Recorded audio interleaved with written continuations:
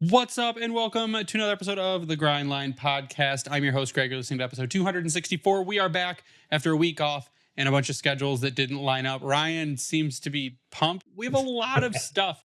We've got a lot of stuff to talk about. But how are you? I'm pumped. That was a great game today for those that aren't, but once they finally hear it, they'll figure it out. Doing this after the Seattle game, beautiful win. Yeah, we Loved it. record after an actual game, so it'll be a timely episode. Instead of during a game, so I'm not just cursing off the world in the background this whole time and getting distracted like by a squirrel. No, it was a hard fought win. Back to back big wins. They needed them on a road trip. Couldn't be happier right now. Yeah, a couple of good wins in a row after a couple of kind of bad losses in a row. So it's good to see that they're Debatable. kind of trending in the right direction. Definitely doing well. Definitely glad to see that they're. I don't want to say they've turned it around, but it seems like they're playing a little bit more sustainable hockey, especially even that Seattle game that I didn't see a whole lot of. Did see the highlights and stuff. So just definitely interesting to see that they were able to go into Seattle and kind of steal that game. Really, I mean that's a pretty big win if you look at it. I mean Tampa's losing right now, I believe 2-0 to Ottawa. So hopefully that is a big thing for the Wings. Toronto obviously already won. So Yeah, I think that's what we're kind of hoping out of Ottawa right now is that they just play spoiler. They're not even going to be close to the playoffs, but if they could just beat the teams that we need them to beat, that would be just a huge help for us. Like you said, they're beating the Lightning right now, and if they could do that, the Red Wings are what 1 point behind the Lightning for first Yep. wild card. Tampa has 65 points. Red Wings have 64 right now. The Wings Wings have a game in hand too. 29 wins, 20 losses. Tampa has 30 wins, 21 losses. But today, the Red Wings won 4-3 against the Seattle Kraken with goals by Lucas Raymond, Ben Sherratt in OT, Mo Seider, and Daniel Sprong. And it was, if not for Alex Lyon, the Red Wings would have lost that game probably 8-3. That's how many turnovers they had. That's how bad they were in the defensive zone for a lot of the game. He stood on his head besides the one goal where he fell on his back. And the Red Wings were able to come out with a win. But like Tyler said, after like two really bad games against Vancouver and Edmonton, you dominate Calgary. You play decently enough to win against Seattle, but you get those points. And the way that the East is right now, you need the points because you are now 4 points behind the Toronto Maple Leafs because despite the Morgan Riley suspension, they keep winning, which is super duper sad for us. But I mean, you hope at some point their goaltending takes a little bit of a hit and they maybe start to lose some more games and tighten up the race there because Jersey's on your heels at 60 points. The Islanders are at 58. That's a little more ground, but I think New Jersey and Tampa are the ones you're going to be fighting with, I think, for those wild card spots. The Seattle win, absolutely huge for the Red Wings today, even though maybe they didn't deserve to win that game. That's a good way to end that. Maybe they didn't deserve to win it because, for all intents and purposes, they started out as what 8-0 at one point in the shot category at the start of the game, and then they just managed to get a goal. Is kind of the way I'm going to put it, which offset what was going on. But they were buzzing. Was it a full 60? That's probably debatable. But at the same time, they weathered the storm. And you mentioned Lyon falling. He fell on two different occasions today. Both looked like just an awkward trip, like he just caught his edge and went down. Yeah, at first I thought he was shoved on the fall where the goal went in, and then I looked at it, it's like, no, he poked a guy with his stick and then he fell down. Well, it was like also a great shot fake by the Seattle defenseman too. It brought him in hook, line, and sinker, and then when he went for that adjustment, boom, straight down. But no, to come out with 4 points out of eight, I think on that kind of road trip to me is acceptable because you're playing two of the top teams in the West right there with Edmonton and Vancouver. You can say that they were bad games, but I'm really not that upset about them because you ran into Edmonton at home. That's a tall task in its own. And then McDavid had one of the best games of his career. It's really too difficult for me to be pissed off about that one. Vancouver, you could go either way with that.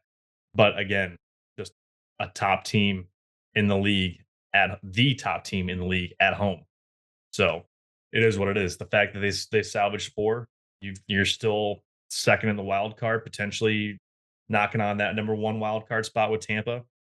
What I like to see though, that goal differential keeps creeping up a little bit. We're back to a plus 15. Yeah, 5-0 shutout, 4-0 shutout, whatever it was on Calgary. Definitely helps them a little bit. But kind of like what we looked at before, the teams with the positive goal diff, you start hearing that conversation with the playoffs. It gets a lot more real at this point. Now, New Jersey is only a -2. They're knocking on the door, and Philly's at a +2 though on their side in the Metro. I think if we can keep pace with that third spot in the Metro, which we're 1 point off Philly at this point, and with a game in hand, that's I think almost more important than the wild card. If we stay at least one ahead of them, I think we're in a good spot no matter what happens. Yeah, and they have a couple tough games coming up. At least we have 2 days off before we go against the Avalanche on Thursday. You've got the Avs again on March 6th. You've got the Panthers on March 2nd.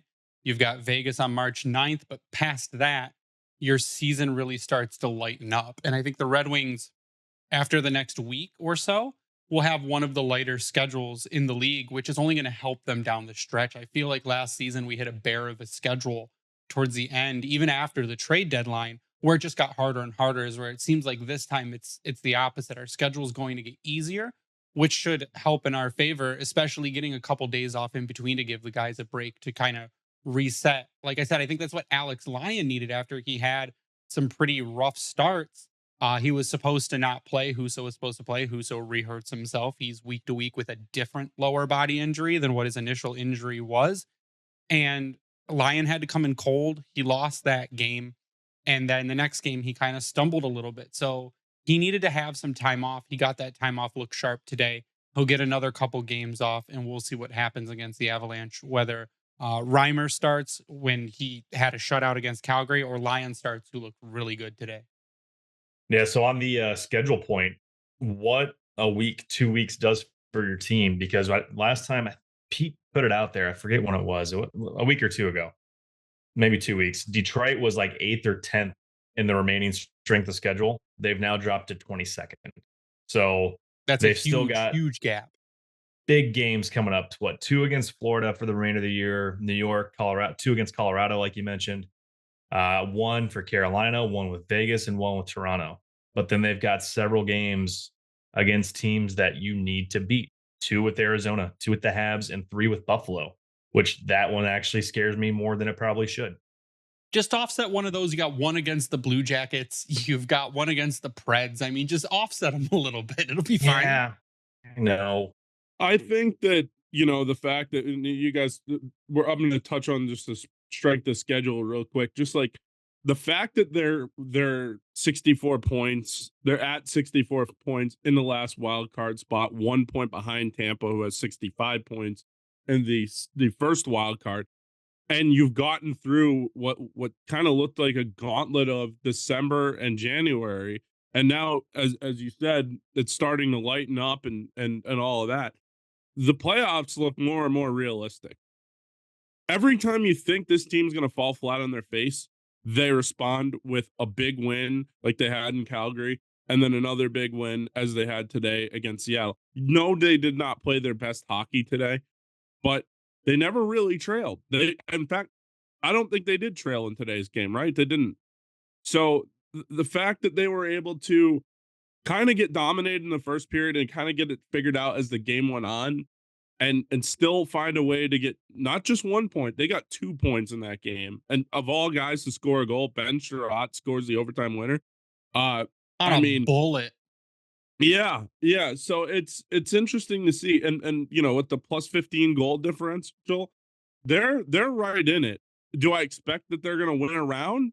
I don't know, but I'll tell you one thing right now. If they're gonna play games like that they played today, they have a chance. Does that mean that they're going to win a series? If they can do stuff like if they can play that style, I think they could. However, you can't get outplayed like that. You can't start slow like that, because when you start slow, we've seen it in the playoffs. The last time we played Tampa, it seemed like every game was 3-0 before you could even, blink your eyes. And I know that was different Red Wings, that was a different Tampa, but just kind of putting it in that perspective. Now, I think that if you look at this team right now, I think they're a backup goalie away from being a playoff team. I really do believe that. I think They have the Reimer. backup goalie they need for that type of run. You think it's Reimer then? Right now, yeah, it's got to be.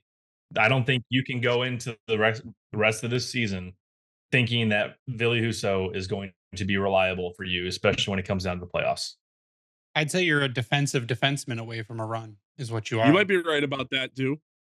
Is that internal though, or is that do you have to go out to the organization and get something like that? I think you to go for a run in the playoffs, you'd have to go outside the organization, but I don't think that's what they're trying to do. They're not trying to say, yes, we're all in on playoffs. Give me that defensive defenseman so we can go try to win a cup. They're just going to try to make it. They make it. They whatever they do is just absolute bonus hockey.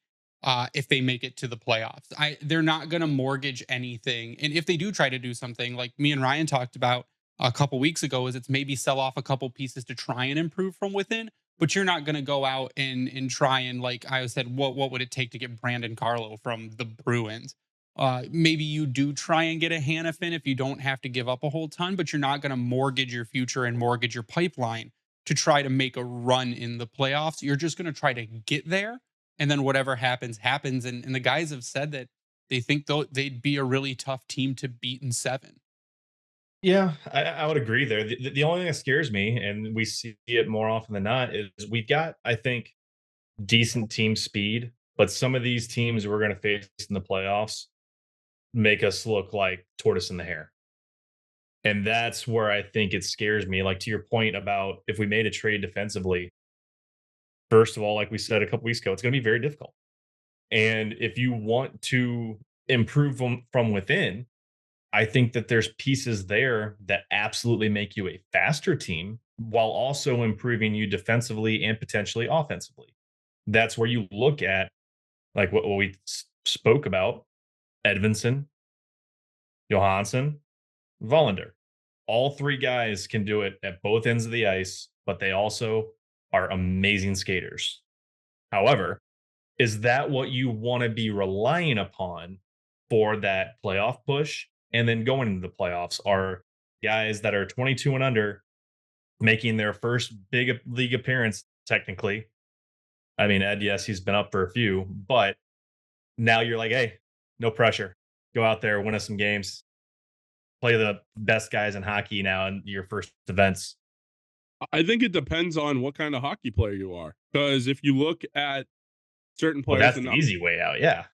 I understand, but what I'm saying is, you have seen some of these, and I know college is a little bit different, but you have seen some of these college guys. Cale Makar, obviously freak. Charlie McAvoy, also a freak. But some of these college guys have come out and their first NHL game is in the Stanley Cup playoffs. Yeah, no pressure at all. So I'm not saying that I mean, it's not arguably, you possible. could put Danny DeKaiser in this boat. Yeah, exactly. But the other thing is too, where I think Johansson, Wallinder, and Johansson are and Edvinsson have a leg up on that. They're playing in the AHL. They're already playing with men.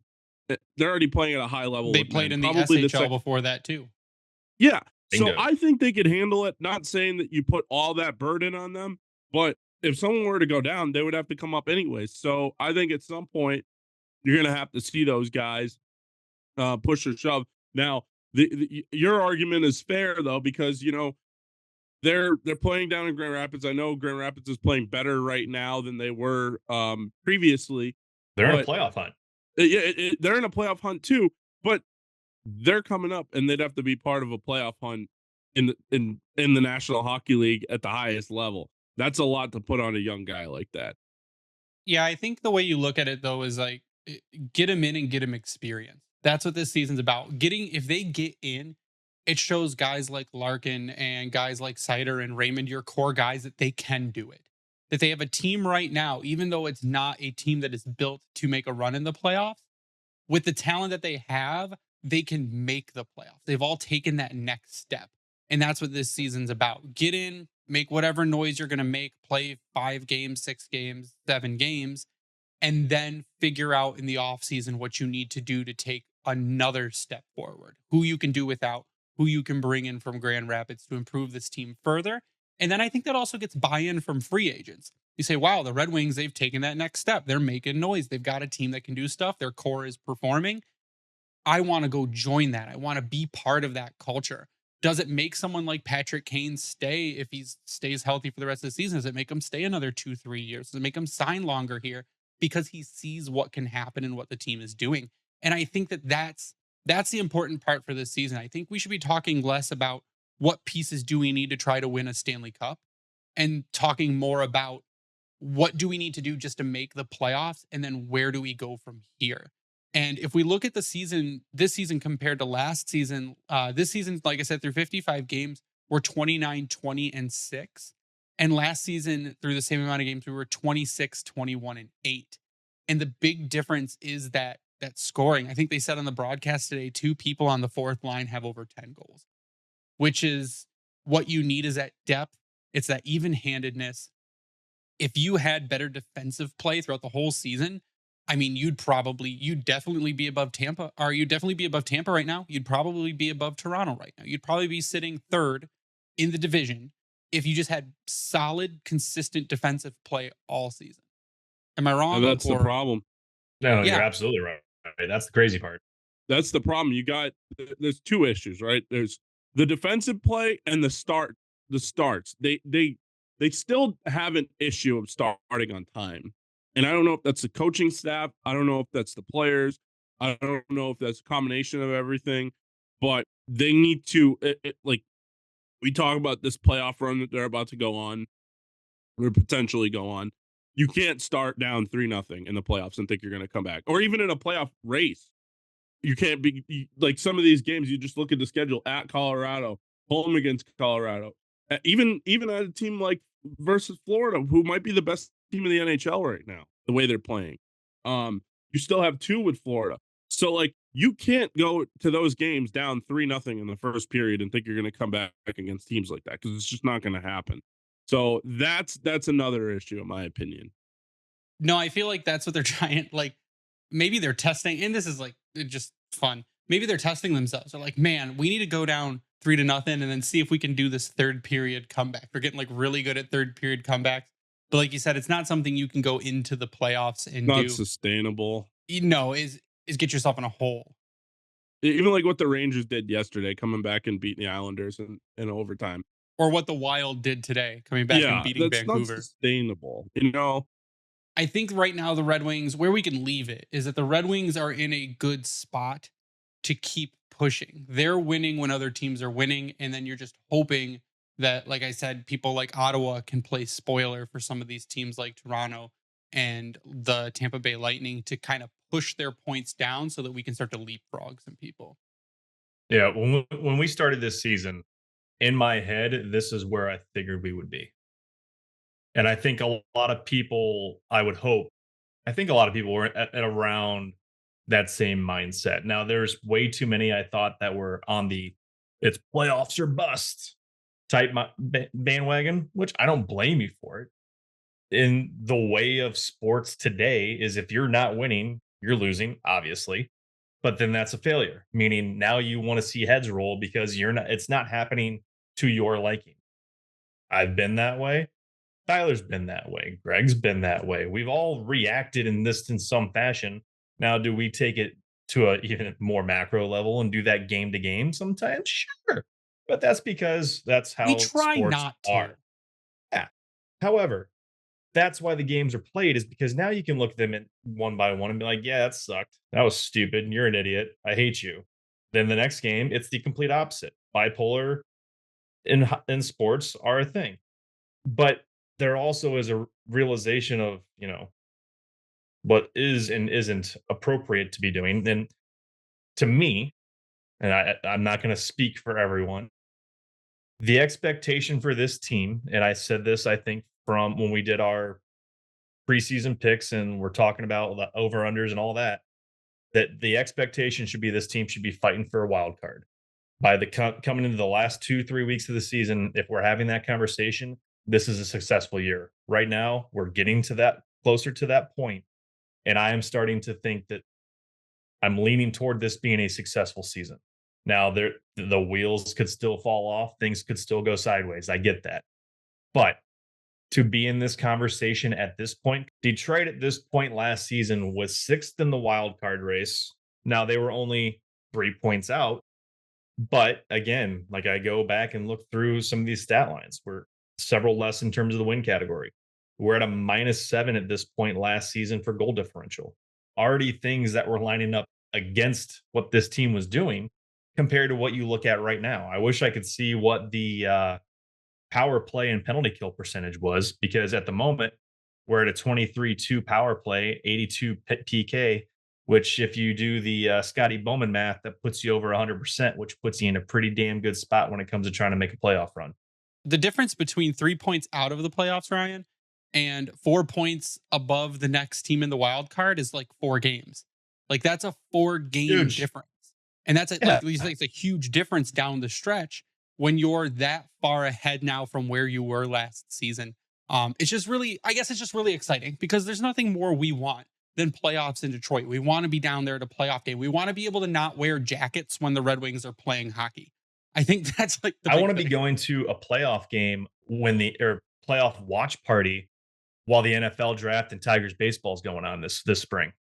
We want to be hosting a playoff watch party, which I'm trying to get together with the guys from Lockdown to do some watch parties next season. Saw that, love it. But to the standings point though, looking at last year, so the Atlantic was a silly bitch. Boston at this point was already at 89 points. Toronto was right behind them with 76, and then third place in the Atlantic at this point was Tampa with 73. We were 13 points out of the third spot last year at this point in the season. Currently, we are 4. Yeah, it's phenomenal. That's huge. You take it. Now, this is finally what we've been hoping for, I think, the last 2 seasons, that there'd be a little bit more of a tighter race in the Atlantic.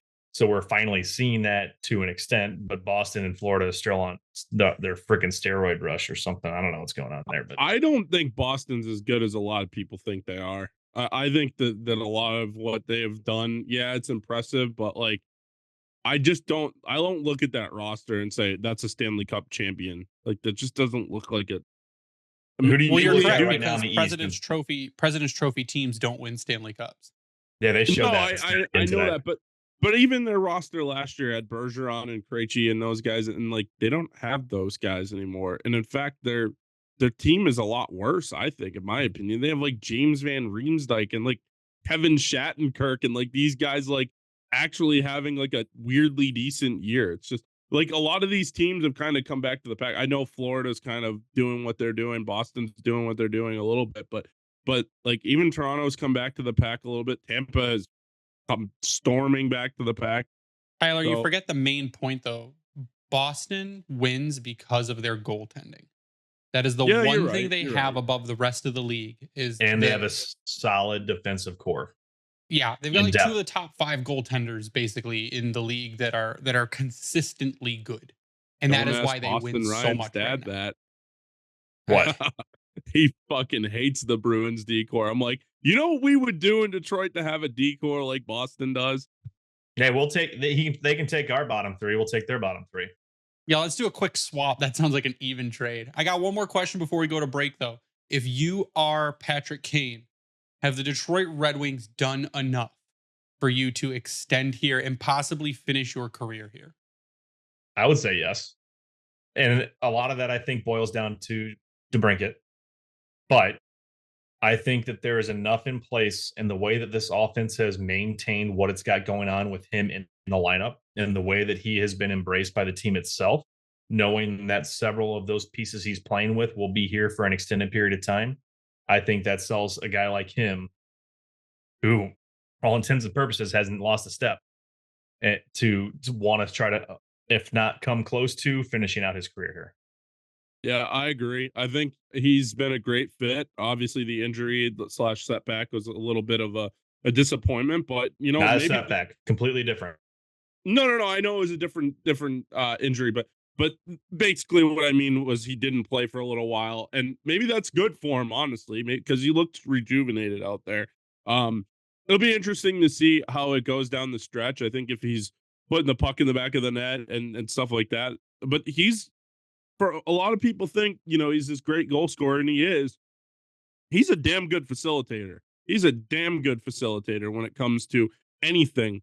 That Seider goal today was a seam pass from Patrick Kane. Okay, that Seider thing today was Patrick Kane's slowest, most lazy pass to Mo Seider, who just rocketed it directly into the net. But it came on the heels of an amazing cross-ice pass to Cat. That's what I'm talking about. did. The first one. Yeah.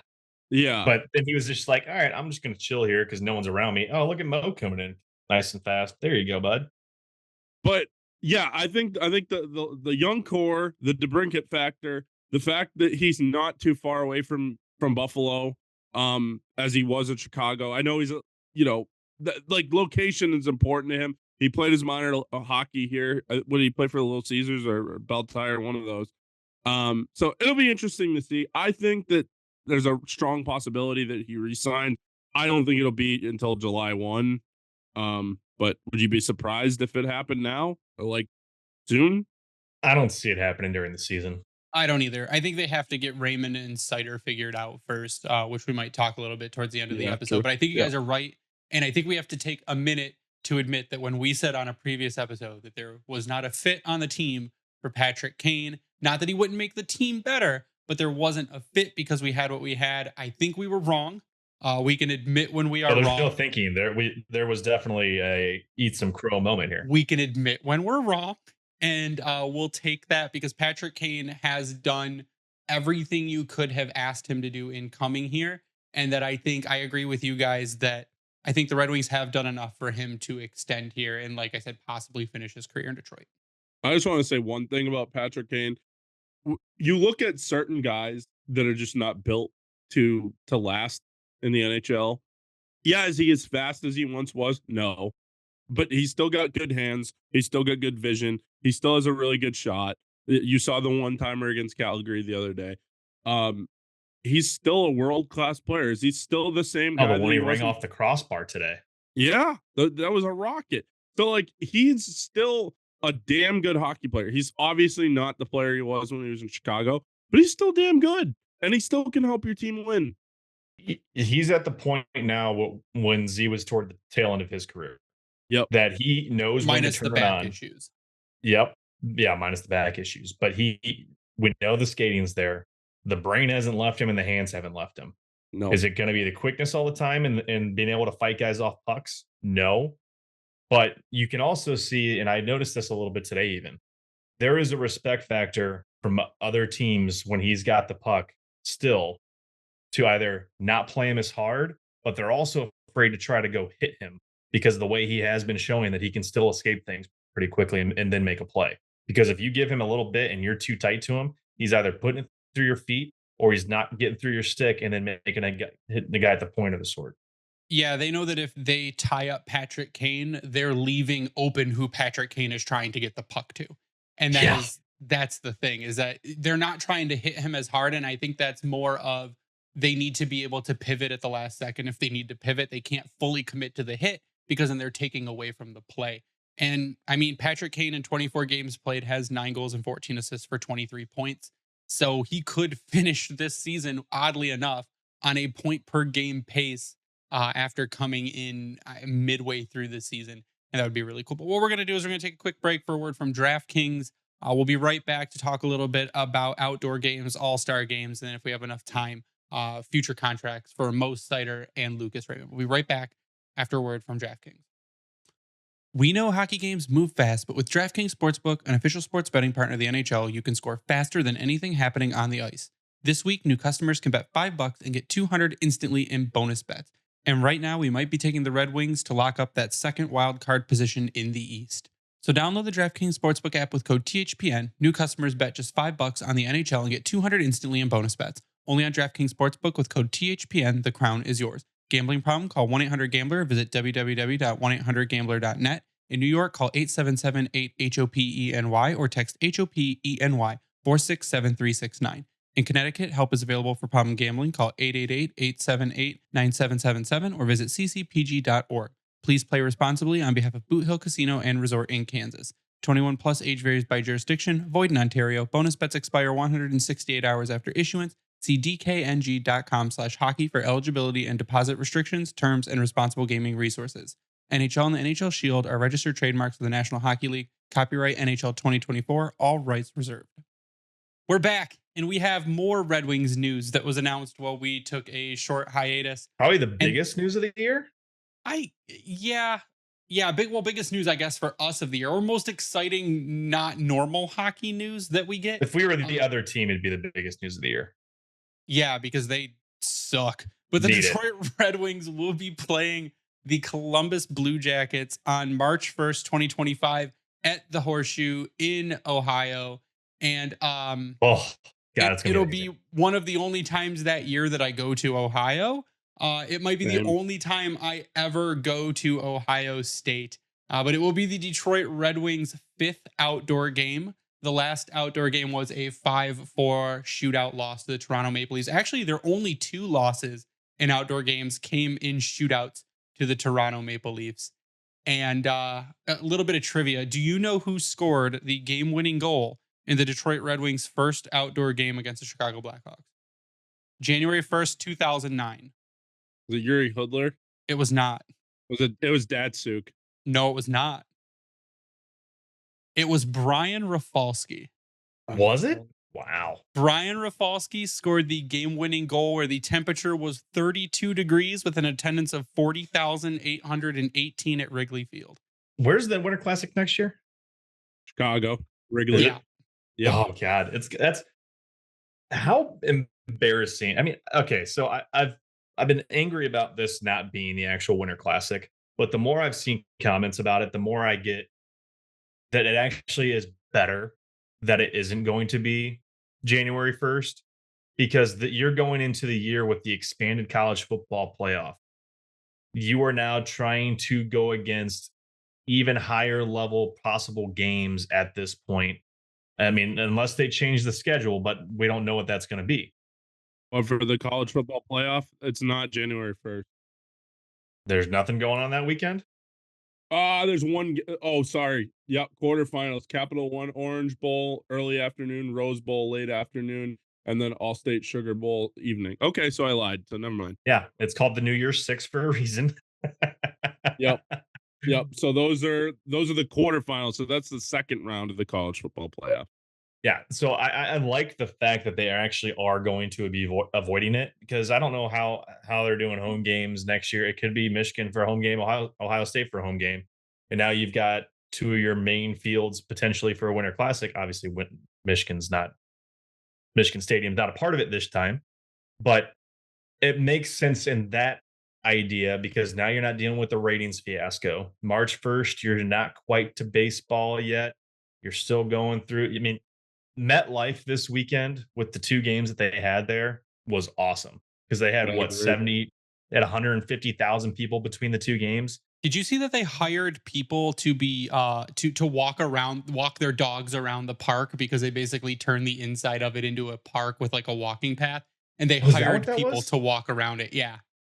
That's awesome. No, I was able to catch glimpses. I wasn't able to watch all of it, unfortunately, this weekend because of a softball tournament.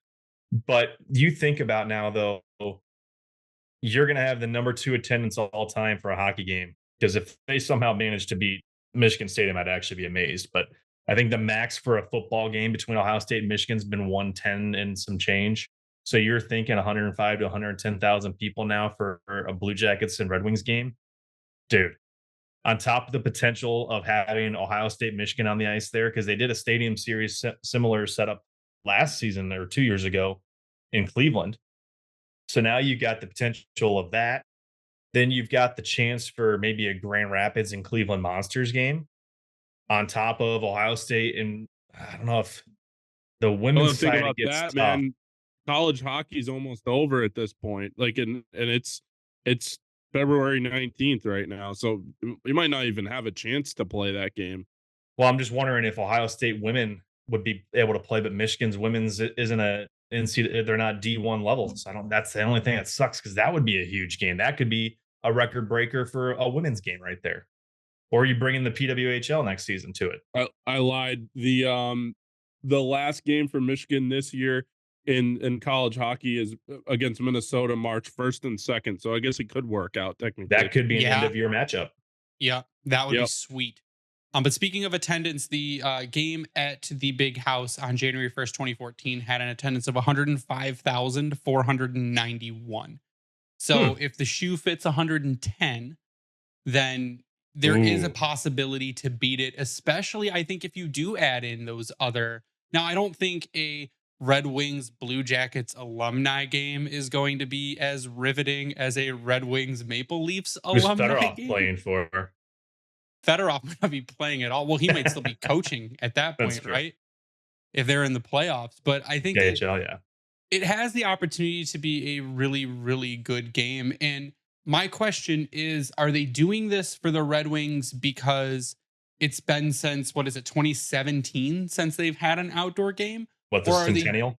yeah, which is the Centennial Classic. Or are they doing this for the Red Wings because they recognize that they're a team on the rise? They're a team that's getting better. They've got young guys that are really interesting in this league and making headway, because we know they're not doing it for that reason for the Blue And Jackets. potentially Patrick Kane. Yeah, Well, potentially. I'd also argue they're doing that similarly for, and it's going to sound stupid in a way, but you've got the same type of impact potentially with Columbus. With the youth that they've got, They have a there, ton of prospects. so many good young players in that system. Yarmo, sucks for him. He fell victim R.I.P. to it. But at the same time, if it wasn't for injuries that decimated them at the start of this season, they could very well be actually not, I wouldn't say in the wild card, Not but they're not garbage at is the what you're very saying. bottom. They're not going to be complete garbage. Yes.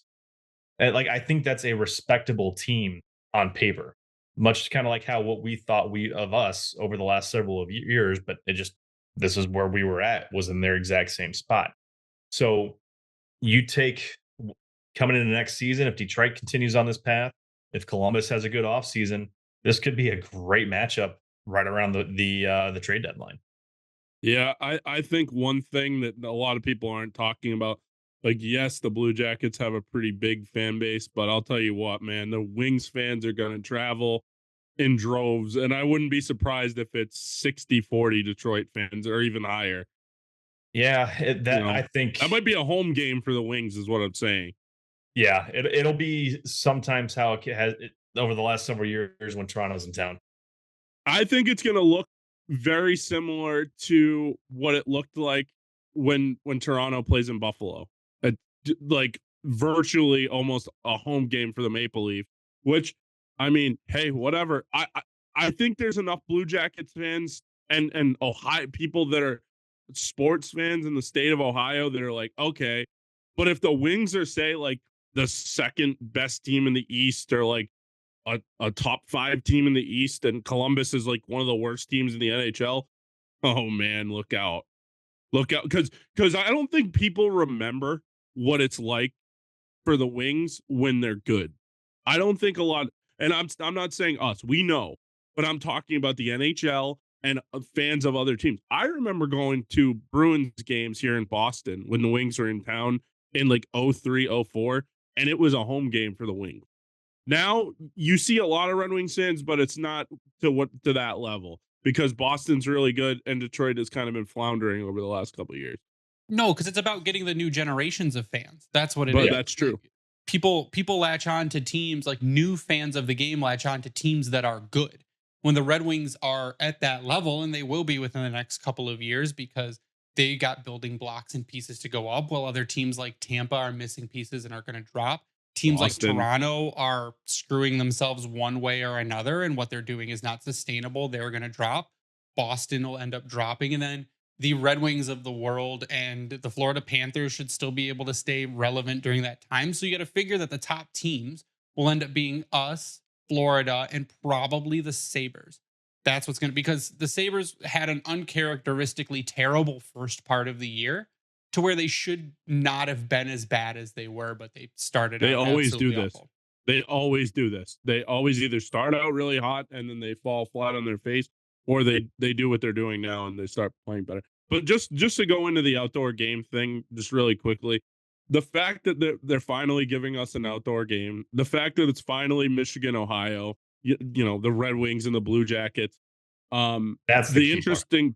The interesting part will be, what are the Wings going to wear for uniforms? Because I know this is ridiculous and I don't think it would happen. I've seen it floated. I know what you're going to say, and I hate You it. shut your I poor hate it mouth too. right now. I hate it too. I hate it too.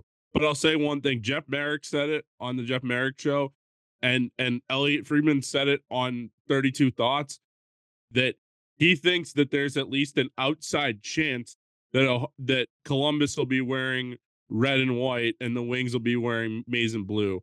Which, you know, that's basically the teams swapping color palettes. as a Michigan fan, I would be fine with it. But you don't really fuck with the iconic maize. You don't fuck with the iconic red and white winged wheel of the Wings. So I don't think there's a chance that it would happen. This. This is all it is. It's all it needs to be. You know what they could do though? I want the old English D again. They could do like a block D, like Michigan does the block M, and the Blue Jackets could do their symbol kind of like Ohio State does theirs, but keep their colors. I think that would be more respectable. If you did a block D for the Red Wings, you did like a block D and you did Red Wings across the front or something. Do the flame helmet for the Red Wings. Yeah, you could do that. The wing helmet. Yeah. I don't think they changed the color schemes because I'm not sure there's been any other game, outdoor game, whether that be Winter Classic, Stadium Series, Heritage, where they've deviated from the color scheme of the actual team. Outside of like cream, like as a home jersey, because or those were supposed to be like old style, heritage style. Yeah, I think what's going to be great for the atmosphere is, to your point there, Tyler, of Ohio State, Michigan, because you're going to have casual Columbus fans, meaning Buckeyes, knowing that there's a team from Michigan coming to play at Ohio Stadium, and they're going to be out in force to cheer against them. Yeah. So it's going to be, to an extent, a football-like atmosphere because you're going to have that rivalry of Ohio State and Michigan. Man, the Jackets might get a few new fans. One question I have though, and I was talking to one of my friends about this. What percentage of Ohio State fans do you think are Red Wings fans versus Blue Jackets fans? I bet you it's more than 50% of Ohio State fans are Wings fans. I don't think it's that much. I think that the Jackets have been around long enough where a lot of folks they may have grown up as a Wings fan, but the Jackets turned into their team because that's where they're at, and it's an Ohio team, kind of in that sense. I mean, you could talk to a Pete, and when I was living down there, I had Jackets season tickets. I had a Jackets jersey. The Wings were in town. I didn't give a shit about any of that, and I had all my Wings gear on, and I upgraded my seats to make sure I was closer to when the Wings are scoring goals. That's you know what? If I lived in a city like, say, a Seattle or a Phoenix, or what, obviously we talk about them potentially losing their team, but just a city like that where hockey isn't like, I'm not saying Columbus, it's not like everything, but in Detroit, it's a culture. There's a foundation that has been laid for years and years and years, and it's not called Hockey Town for no reason. Where, if you go to a Phoenix or you go to a Columbus or you go to a Florida, like when the team's not good, it's just not that important. So if I lived in a place like that, I would root for those teams. Would be this year though. Columbus is actually, I think they had, I see that, a 9 or 10 or 11 game shutout streak here recently.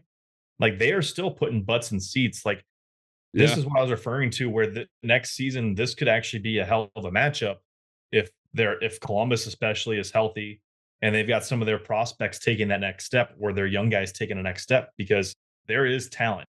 And ironically enough, as has been mentioned, a lot of it is from the University of Michigan. That puts another spin on this. Zach Werenski and Kent Johnson and those guys, and Fantilli, like that puts a whole nother spin on this. Well, yeah, because you've got Dylan Larkin, JT Compher, Andrew Kopp. Mm-hmm. It's just an interesting, and obviously no Ohio State players on either of the teams, which is kind of interesting. But hey, maybe there will be by this time next year. So it'll be interesting to see. I think it's a potential for them to knock it out of the park, to be honest. I think the Wings obviously are probably a better team next year, even though, but it's hard to tell. You never know. Look at Vancouver.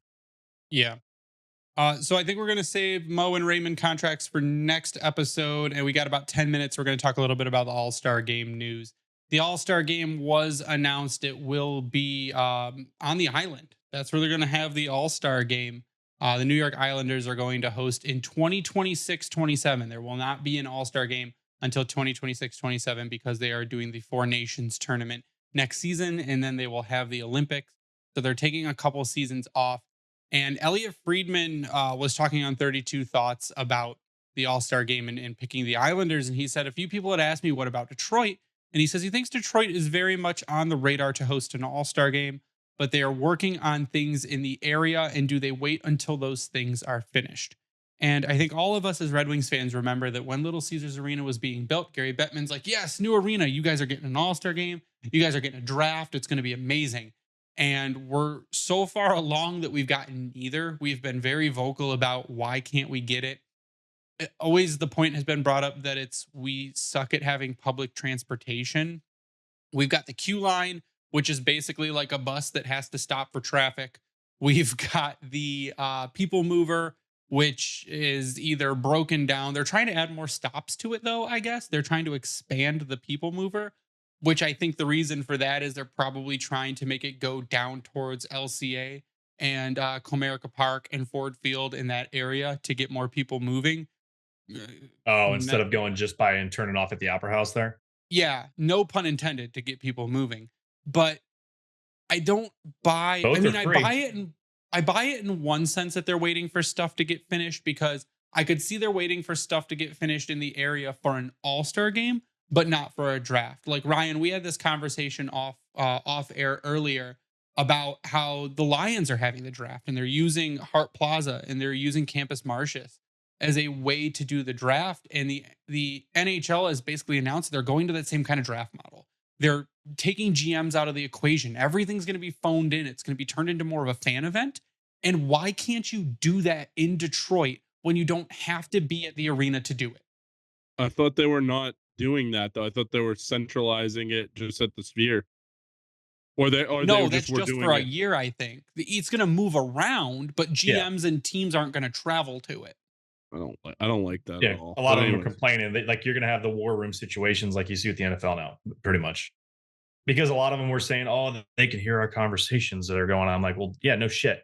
I think most teams know what you're doing at that point, but whatever. They also said that there's not really any reason for all of them to get together since they all know what they're doing anyways, and no real actual conversations happen on the draft floor.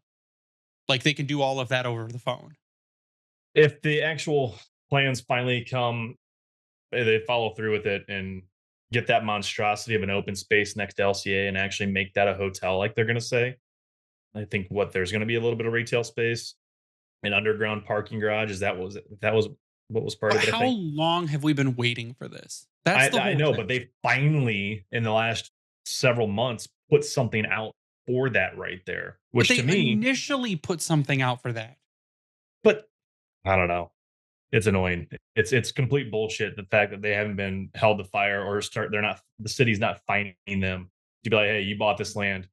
Well, they bought it and they turned it into 400,000 parking lots is what they did.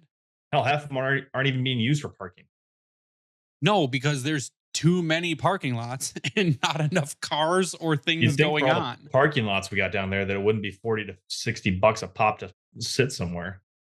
Yeah, so I think that it's absolutely possible that the Red Wings could get a draft. You could say the draft is in Detroit. And did they announce where the draft is next season? 2025 has not been announced, I don't think. No. So the 2025 NHL draft, there's no reason that couldn't be in Detroit. Like, they could absolutely do that if they're doing the centralized draft thing where no one has to show up. I just think that they have to start thinking about the Wings. I think that's what they're going to have to start doing here pretty soon, because like we'd said, like, it's a team on the rise, that there's going to be more attention, more eyes on the team. That's when you start putting events in that location. Yeah, and it starts with an outdoor game. Then it starts with maybe the draft. It also starts with, if you look this year, that they have, I think, double the amount of national games this year as opposed to what they had last year. So there's a lot more attention already on the Wings, and I think that it's just going to grow as the team gets better and better. Yeah, I agree. Before we sign off tonight, I want to say, if you guys could go to our YouTube channel, go ahead and hit subscribe over there. We have a community tab too. where we can have some discussions, run polls, make announcements.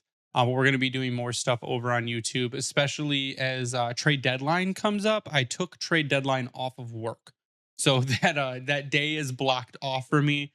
I will be posting updates and graphics as I normally do, but I won't also be worried at the same time about getting my work done as I'm trying to make all those graphics and post that stuff. But I want to get you guys' final thoughts before we sign off. And first, I'm going to start with actually, I'm going to start with Tyler. Tyler, thank you for gracing us with your presence today. And I'm going to give you the first shot at final thoughts. Yeah, final thoughts, and you're welcome, by the way. No, final thoughts are, I hope that this isn't a tease, I guess. I hope that this is a sign of things to come, and this team finally turning things around after, beating Calgary and beating Seattle. Well, now you come home with Colorado, St. Louis, and then at Chicago on Sunday. A rivalry game. I know Chicago sucks, but it's a rivalry game. So, and St. Louis is a little bit of a rivalry game too. So, be interesting to see what happens. Obviously, you kind of look at the season in 5 to 10 increments, something like that, 5 to 10 game increments. Hopefully, they can just find a way to just keep grabbing points, whether it's an overtime loss. Obviously, wins are ideal, but overtime loss, shootout loss, you'll take those too. So as long as you're not blowing leads while doing it. So what have we talked about? Win 2, lose 1. Win 2, lose 1. Do that for the rest of the season. Yeah, exactly. And as long as that there's no losing streaks, knock on wood, any big ones at that, you'll be right in the race. And I talk about, national games. They have 2 coming up. They have St. Louis at home on Saturday afternoon on ABC, and then they have March 2nd, Florida in LCA, which is a 3:00 game on ABC. So all eyes are on the Red Wings going forward here. So, but those are my final thoughts. You can follow me on Twitter at SealDog91, or X, I guess, if you want to call it that. No, you kind of took my thunder with the don't lose multiple games in a row piece, because that's the point of the season where they're at. And the biggest thing, as long as they're keeping that goal diff in the green, that's going to go a long way for them competing for that final wild card. I think that Tampa is an injury away, maybe 2, from really seeing what they're made of. And if that happens and that kind of elevates us a little bit, then we got something to work with. But we really, as much as we want to revel in the fact that other teams are doing poorly or we're sticking with them, the onus comes down to what Detroit can or can't do into this final stretch. I shouldn't say final stretch. There's 25, 27 games left. So stay healthy, I think, is the biggest one, but just keep going with decent hockey. I think that's what they've gotten to this point with such things in front of them, on top of good enough goaltending. If they can maintain that, the sky's the limit. And by sky, I mean the playoffs. So we'll see. I've thought about changing my X handle to Party Ryan 33, only because that was a comment and it's the funniest damn thing ever. But yeah, you can find me RD Ryan 33. Thanks for the enunciation, Ryan. Yeah, as Ryan mentioned, we are doing a kind of listener survey. If you head over to our Twitter page, I have the link posted. I will repost it. I've also dropped it in our YouTube channel community, so you can go there to find it too. But just kind of like every year, I like to get feedback from the people who listen to us on how we can improve this show, because we're always looking for ways to improve the show and bring your guys' feedback in. We've gotten feedback, maybe be more articulate, maybe change your handle to Party Ryan 33. Maybe Tyler should show up on more shows. Those are all feedback that we've gotten over the past couple weeks when we put the survey out there. So if you want to go ahead and answer the listener survey, head over to our YouTube channel at Grindline Pod. It is in the community. There's a docs link there where you can go and just click it. It's all anonymous. You're not going to be tracked. I'm not stealing your email for anything. We're just using the feedback to improve the show and what we're delivering to you guys, because you guys are the reason that we do this. You can follow me online at Bringing the Wing. You can follow the Grindline Podcast online at Grindline Pod. We have some big stuff hopefully soon coming up with Vintage Detroit, where I've submitted some stuff to them. We've had some feedback back and forth. You may see some Grindline Podcast products coming from Vintage Detroit. We're going to see how the conversation goes, but they like what I've sent to them, and we're just trying to get an agreement worked out. So you may see some merch from us in actual stores, and that'll be really cool. So go check them out. Vintage Detroit Collection. They're the only places you should get your Detroit jerseys from and worked on. And after we've seen what's happened with Fanatics and the MLB jerseys, God, go buy those Adidas jerseys so damn fast and hold on to them and then get them to put the letters and numbers on them, because it looks like it's going to be an absolute train wreck. It is absolutely terrible. Forgot we you didn't can- touch on that. Yeah, no, and it's something we can talk about whenever we start seeing NHL product, because the MLB product is terrible. MLB is like I going to said- be fixing it apparently. Oh yeah, they're going to be Every league should by, fixing it. getting rid of Fanatics. Yeah, Yep. well, the owner of Fanatics is out partying with a bunch of people instead of worrying about customer service. Apparently and the they have a actual sports quality. book now. Huh? What? Oh yeah, they got Apparently that have too. a sports book now. Yeah, that's Jesus great. Christ. They should probably get a New Jersey manufacturer What's a or monopoly? quality control It is is a what monopoly. they need. But you can find our products online right now at redbubble.com by searching The Grind Line. And like I said, you can find us on YouTube. Go to YouTube, search The Grind Line. All of our stuff is there. We post our episodes weekly, and we'll be posting stuff intermittently in between those episodes to bring people more content. That's another thing you guys have requested, is just more content during the week, as well as stuff during trade deadline and free agency like we normally do. But that's going to do it for us tonight. So for Ryan and Tyler, I am Greg. You stay classy, Hockey Town.